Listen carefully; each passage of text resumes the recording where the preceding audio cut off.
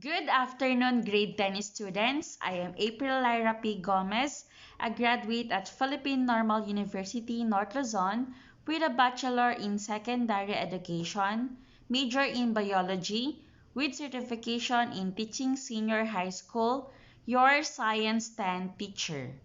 Before we proceed to our lesson for today, may I ask everyone to please offer a simple prayer. May you please close your eyes and pray. In the name of the Father, of the Son, of the Holy Spirit. Amen. Heavenly Father, grant me each day the desire to do my best, to grow mentally and morally, as well as physically, to be kind and helpful, to be honest with myself as well as with others. Help me to be a good sport and smile as well as I win. Teach me the value of true friendship. Help me always to conduct myself so as to bring credit to my school. Amen. For today's lesson, we would talk about Boyle's law pressure volume relationship. What happens to the size of the marshmallow as the pressure inside the jar is decreased? Based from an experiment, the size of the marshmallow will increase in size as time passes by. However, when the tube that supplies the pressure inside the jar is removed, the marshmallow turns to its original size. Robert Boyle was an Irish-born gentleman philosopher who did research and investigation in physics, chemistry, alchemy, and theology. He studied the behavior of gases. Robert Boyle expanded on the assumptions of René Descartes, who said that pressure is due to the restless agitation of the air particles. He proved his law for both great and small pressures using the now famous J-tube experiment.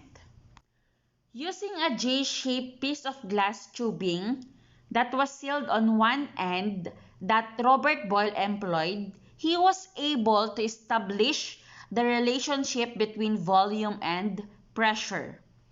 Varying amounts of mercury were added to the J-shaped tube with gas trapped in the sealed end of the tube and were used to vary the pressure of the system. He systematically varied the pressure and measured the volume of gas. These measurements were performed using a fixed amount of gas and a constant temperature.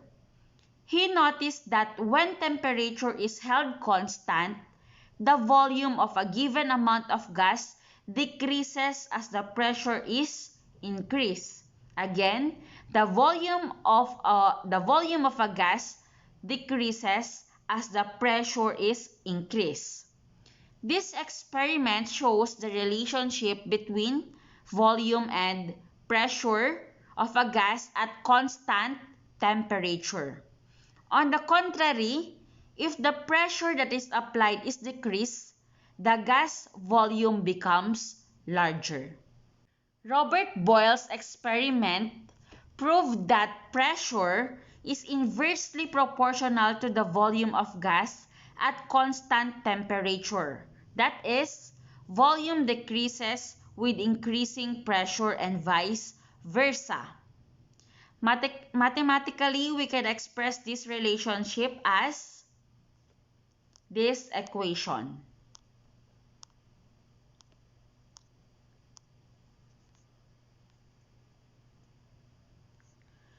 Where P is pressure, V is volume, and that sign is considered to be proportionality sign. So P equals 1 over volume. To change the proportionality sign to equal sign, then we would use pressure equals the proportionality constant times 1 over volume. Furthermore, pressure equals proportionality constant 2 over volume. Or we can use also proportionality sign equals pressure multiplied to volume.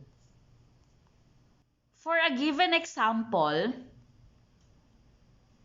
under two different sets of conditions at constant temperature. So we have P1 V1 equals K1 equals P2 V2, where P1 is initial pressure, V1 is initial volume, P2 is final pressure, and V2 is final volume. Boyle's law states that the pressure and the volume are inversely proportional to each other at a constant temperature. Again, at a constant temperature. Another way to determine the relationship between pressure and volume is to plot a graph. At this point, we theoretically do not know the relationship. So, we plot the values of pressure and volume on the x and y axis, respectively, to see how it looks like. So, this is how. A pressure gauge is attached to the end of the plunger and obtain the following volume with the corresponding pressure such as indicated below. So, we have here the units of volume and pressure represented by ml and psi. So, these are the values. So, how would we plot this one? So, this is how it would look like. The graph on the right represents the value obtained from the table before this slide. This means that the measured pressure is inversely proportional to the volume. By the way, the graph is a hyperbola. So, how would we say that they are inversely proportional? So, let us say that in this left part or in the y-axis, we have, let us see, so 50, approximately 50, saan kayo magpo-fall in? It's the pressure. In this y-axis, we have the pressure. Now, as the pressure increases, what is this one? The volume decreases. So, as the pressure decreases from 20 to 15, sabihin natin na ganon, the volume increases by 35. So, they really have an inverse relationship. Another, a fixed amount of gas occupies a syringe with a volume of 6 liters. The pressure at 25 degrees Celsius is 1 atm. What does atm mean? ATM means atmospheric pressure. Now, from the problem, these are the given. P1 is 1 atmospheric pressure. P2 is actually the required. V1 is 6 liters. V2 is 3 liter. Now, moving on. In analysis, based on the given, we expect the new pressure, P2, to increase since the volume decreased from 6 liters to 3 liters. Also, we will use the formula to solve for P2. Now, this is the formula. P2 equals P1 multiplied to V1 over V2. So, we're going to substitute the value. So, P1 is 1 atmospheric pressure multiplied to 6 liters over 3 liters. So, 1 times 6 would be 6 atmospheric multiplied to liter. Now, we're going to divide it by 3. So, since the 3 liters has a unit of liter, we're going to cancel both liters from the numerator or sa may bandang taas niya, then cancel it. Then, the unit that will remain is atmospheric pressure. So, 6 divided by 3 equals 2. So, we have 2 atmospheric pressure. Interpretation, based on the given, it is expected that the pressure should increase due to the decreasing amount of volume since pressure and volume are inversely proportional to each other. Another problem, a certain amount of gas at 30 degrees Celsius occupies a container with an adjustable volume. It currently has a volume of 11 liters with a pressure of 1.25 atmospheric pressure. What would be its volume if the pressure were adjusted to 1.5 atmospheric pressure? So these are the given.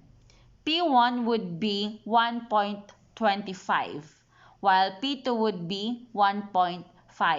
Why? Because in the first place, it says there that the pressure is 1.25, and this 1.25 would be changed into or adjusted into 1.5. So therefore, 1.25 would be the P1 and 1.5 would be the P2.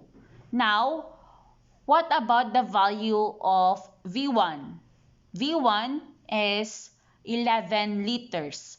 Now, since the V2 is not given, then therefore, it is the required. It is being asked. What would be its volume if the pressure were adjusted to 1.5 atmospheric pressure?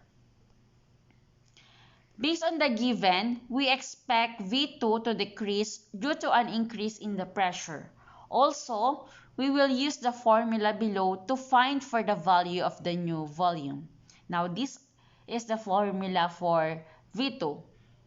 So, 1.25 atmospheric pressure. What is it again? It is the P1.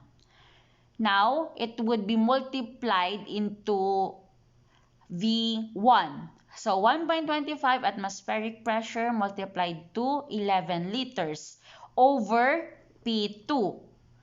P2 is 1.5. So after getting the value of 1.25 times 11 liters, we will have 13.75. You should get the two decimals.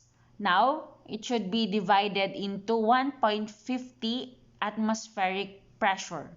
Now, 13.75 divided by 1.50 is equal to 9.17. How did we get the liters? We both canceled out the unit of atmospheric pressure. Okay, next. Based on the given, it is expected that the volume should decrease since the pressure increased from 1.25 atmospheric to 1.5 atmospheric pressure. The volume decreased from 11 liters to 9.17 liters. Note that again, na kapag tumaas ang kanyang pressure, bababa ang kanyang volume. But since here, tumaas yung pressure niya, so therefore, bababa yung volume niya. Kaya from 11 liters, naging 9.17 liters na lang siya. Pero kapag sinabing 1.5, tapos naging 1.25 yung pressure niya, then therefore, tataas yung volume niya. Okay. Another problem, a gas occupies a container with a pressure of 2 atmospheric pressure at a particular temperature. What is the new pressure if the container expands to twice its original volume? Madodoble daw. So, we're going to multiply the x to 2. Why? Because it is expanded twice its original volume. And the rest are what we are going to find. Based on the given, the pressure should decrease by 1/2 since the volume increased twice its original volume. Again, yung pressure daw ay magdi-decrease ng 1/2 since yung volume niya ay nag-increase by twice.